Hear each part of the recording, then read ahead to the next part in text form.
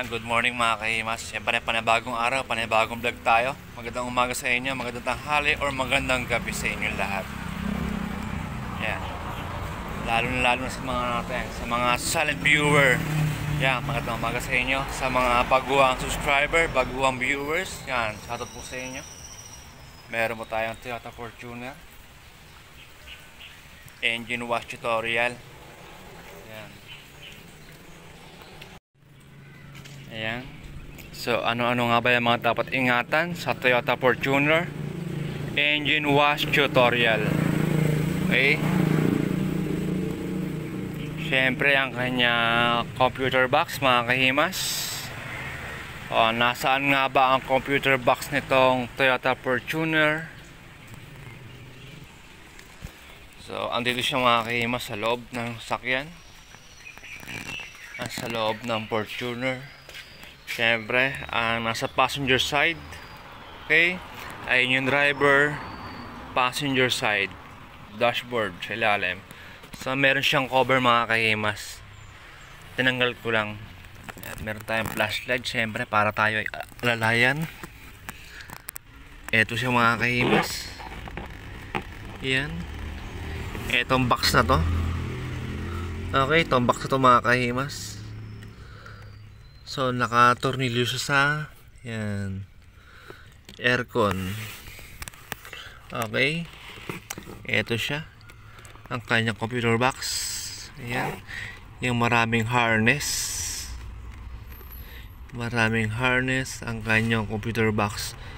So, halos ano po siya, ang same nung nakaraang kong upload na Ford Everest. Andyan din yung kanyang computer box. Okay, sa ilalim ng dashboard. So, depende po yun sa mga sasakyan, mga kahimas. Meron po mga sasakyan na ang kanyang computer box ay nasa loob ng makina. So, depende po yan sa mga sasakyan. Ayan. Okay. So, ayan. Pwede nyo po tanggalin tong plastic cover.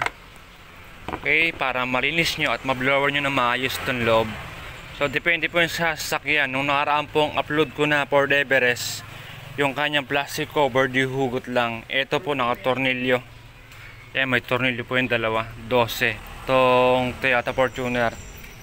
So, tinanggal ko po siya para malinis na maayos yung loob, tsaka mablower na maayos yung loob. Okay? Mababasa rin naman yung mga kahimas. Kahit hindi nyo tanggalin yan, mababasa rin yan pag kayo nag-spray ng pressure water. Ang masama nun, pag kayo nag-spray ng pressure water, ay hindi ninyo maboblower na maayos etong loob. Okay? Kaya pinakamaganda, tanggalin nyo na para malinis nyo at mablower nyo na maayos etong loob. Yan lang. Ang tips ko lang para sa mga baguhan. Yun. Okay? Hindi, iwasan po ninyo na maputol itong mga harness cable. Yan. Or mabunot itong mga terminal socket. Lahat ng mga terminal socket ay iwasan po ninyo na maputol or mahugot para hindi magkaroon ng check engine. And then optional, kapag sobrang dumi ng makina, pwede gamit ng kerosene pag mayroong mga tagasan langis, or gasolina, pwede rin naman, depende sa inyo. Pero gamit ko talaga ano lang, ang kerosene lang at WD-40. Mabisa rin po yung WD-40 sa mga tagasan langis bago kayo mag-spray ng pressure water. Ayan. Okay, siyempre gagamit tayo maya ng chemical para sa aluminum cleaner. Ayan, sa aluminum gagamit tayo ng chemical. Meron po niya sa online. Ayan, gagamit tayo ng degreaser, engine degreaser sa buong makina. At yun na, para sa mga baguhan, no, huwag kayo mag-spray ng pressure water sa insulator dahil masira po yan. Gawa po yan sa manipis na lawanet, manipis na foam at tela. Madidisalain po yan. Katulad nito, siguro sa ibang shop pina-engine wash to, in-spray ng pressure water, kaya ganyan lumaylay na. Ayan, kumawang na. Huwag po kayong mag-spray ng pressure water sa insulator. Yun lang pa yung kaibigan. Mamaya papakita ko yung tutorial paano maglinis ng insulator na hindi gagamit ng pressure water. Yan, gagamit din kayo rito ng engine degreaser para pumuti yung kanyang hood. At syempre sa mga plastic, gagamit din kayo. Yan. So bago tayo magbasa ng makina, tayo muna ay magpapaandar. Paandarin muna natin tong Toyota Fortuner. So check natin kung meron check engine. Ayan, paandarin muna natin para ma-safe ang ating sasagawang check engine, ang engine wash nitong Toyota Fortuner.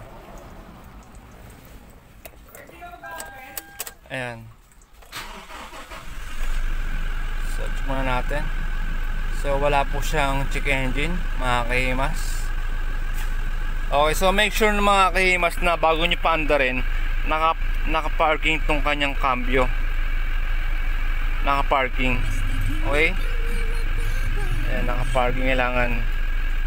So yun mga kahimas, wala po siyang check engine. Patayin muna natin, maingay.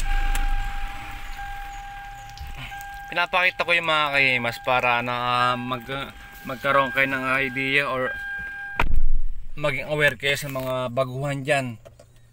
Napakita ko na walang check engine. If in case na meron check engine niya para sa mga baguhan, sa mga baguhang car wash boy, ay pinapakita ko yan para maging aware kayo. Hindi yung basta-basta agad na hugas ng makina. Okay? Hugas agad kayo ng makina, yung palang gauge ay meron na pala talagang check engine. So syempre magigitla kayo. Si customer naman, bago lang din sa ganong transaksyon na nagkaroon ng check engine. So tay kayo, di ba?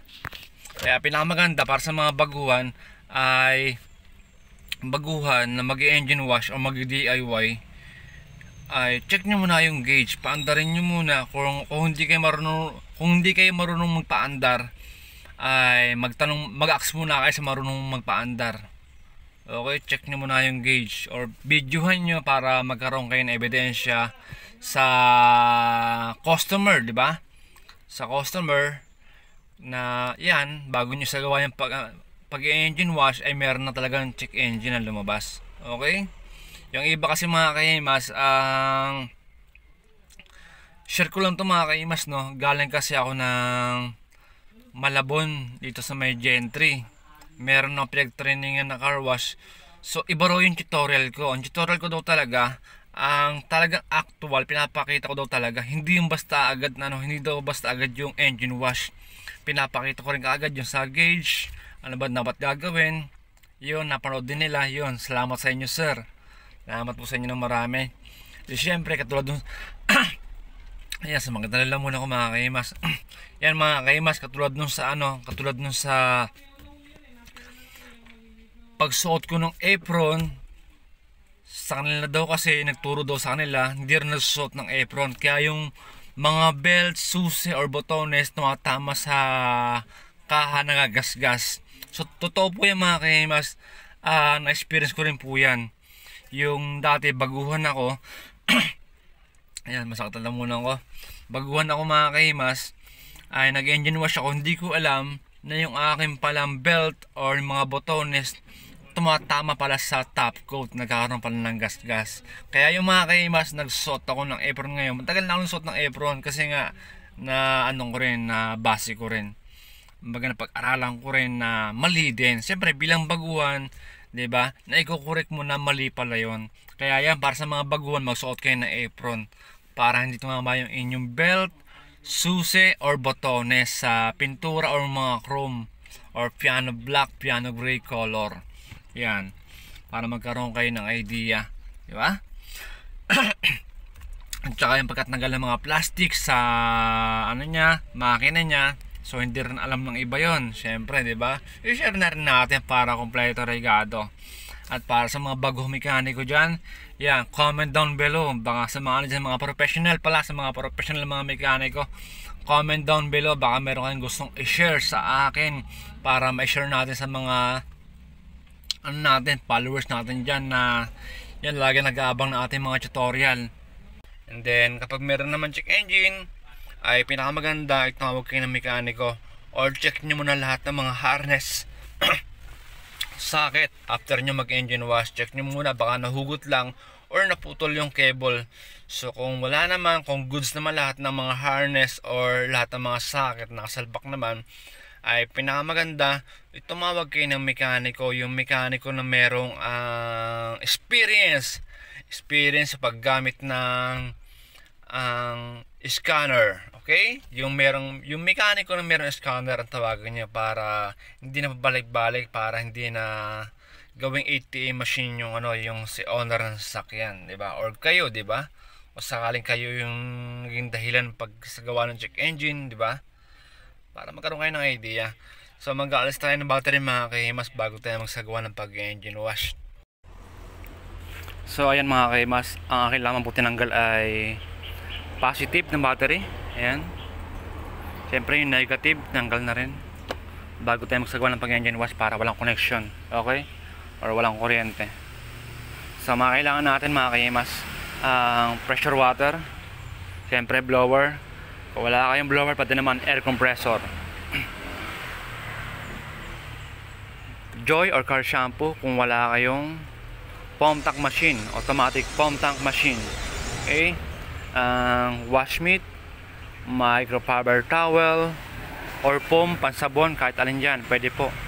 Detailing brush or paint brush, pansabon sa mga hindi abot ng ating mga daliri. Okay? Pwede po yun. And engine degreaser sa lahat ng area. Engine degreaser para ma-applyan lahat ng area. Okay? Okay, so kailangan mga kahimas masabon nyo yung lahat ng abot. So ulitin ko, kailangan yung lahat ng mga harness cable ay hindi maputol or mahugot lahat ng mga terminal socket. Okay, katulad nyan, kailangan di maputol. Siyempre kailangan di mahugot lahat ng mga terminal. Ayan, lahat ng mga terminal. Ayan. Okay. Ayan, kailangan lang mablower nyo rin na maayos bago nyo paandarin. So lahat ng makina kailangan mablower nyo lahat ng maayos, or yung buong makina. Yep. Yeah. Yeah.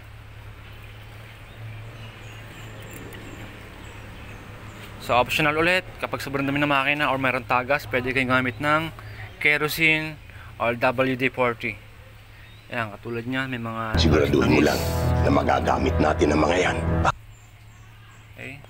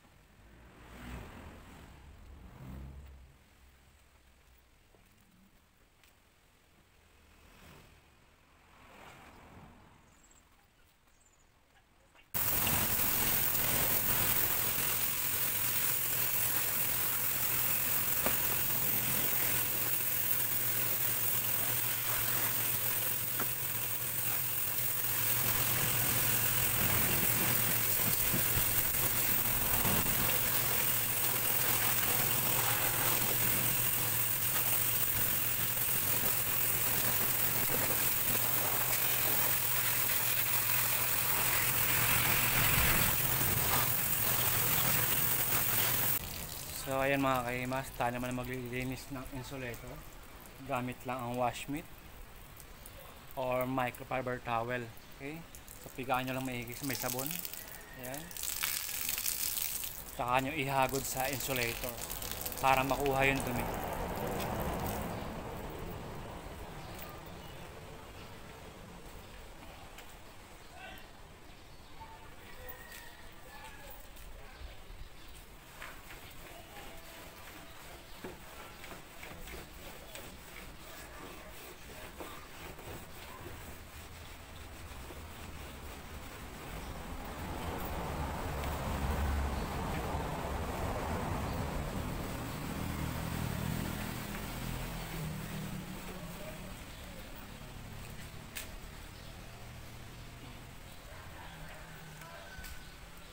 So ayan mga kahimas, medyo malinis siya, pero ulitin nyo lang hanggat makuha yung dumi. Then banlawan nyo lang yung microfiber towel or wash mitt bago nyo i-apply. So make sure na pigaan nyo ng maigi. Okay?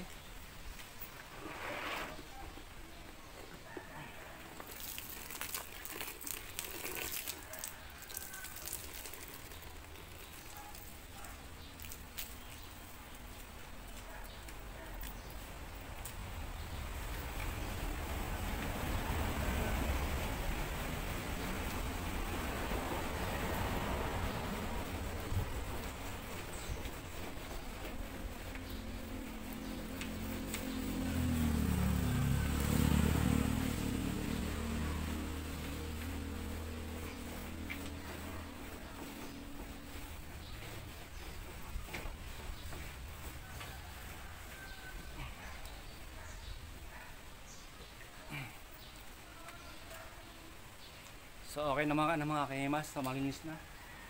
So ganoon lang mga kahimas, huwag kayo gagamit ng pressure water dahil makasira po yun sa insulator dahil yan po ay gawa sa manipis na lawanet.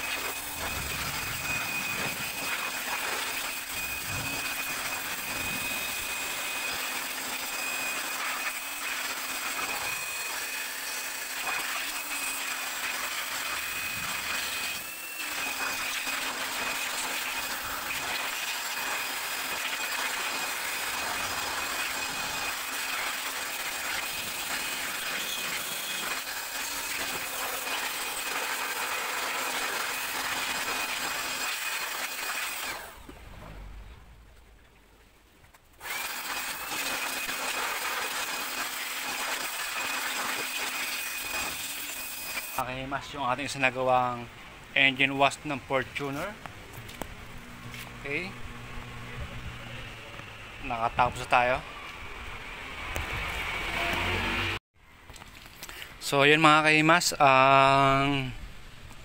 make sure na bago nyo paandarin, so ulitin ko, kailangan na-blower nyo lahat ng mga terminal socket.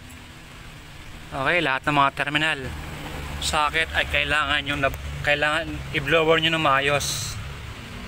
Ayan, lahat ng mga socket, terminal. Ayan. Okay. Ayan, mga sensor. Ayan, mga sensor. Ayan, nakakabit na rin yung kanyang negative tsaka yung positive ng battery. So okay na. Then itong insulator okay na rin, malinis na rin siya. Hindi tayo gumamit ng pressure water para hindi masira mga kahimas. Okay, so paandar na natin. Susi.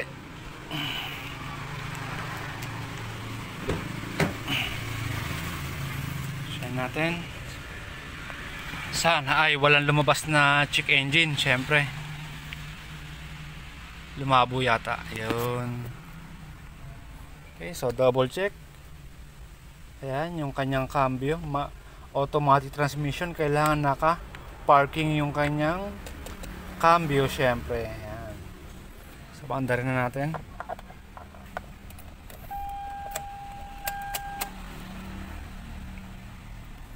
So ayun, hindi pa siya naandar pero mayroon yung check engine. So normal po yan mga kahimas.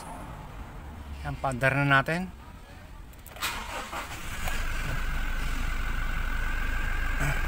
So ayun mga kahimas, so wala siyang check engine. Oh my God! So good sa ating trabaho. Basta ang mahalaga lang mga kahimas ay ma-blower nyo na maayos bago nyo paandarin. Okay? Ayan.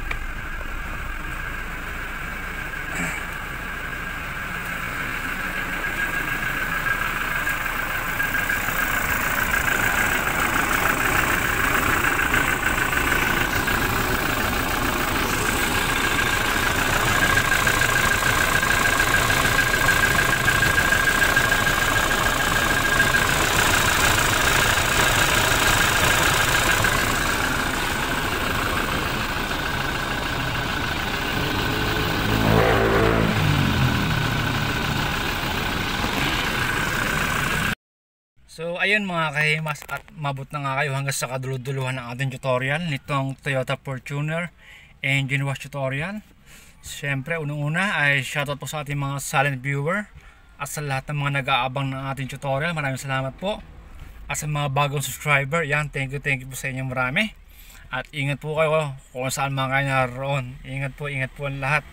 So kita po tayo sa mga susunod na upload ng aking mga tutorial. Ayan.